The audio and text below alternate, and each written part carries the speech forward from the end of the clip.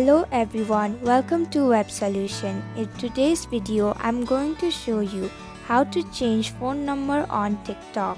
Make sure to watch the whole video to learn how. Let's begin.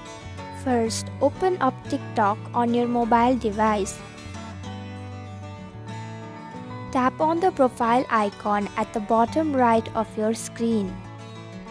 Now you can go ahead and tap on the three vertical lines at the top right of your screen. Select Settings and Privacy. Click on Account. Select Account Information. Tap on Phone Number. Tap on Change Phone.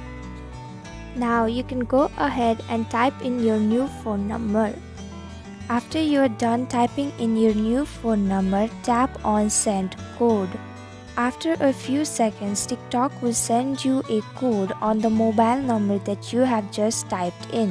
Type in the code that TikTok has just sent you in your new phone number.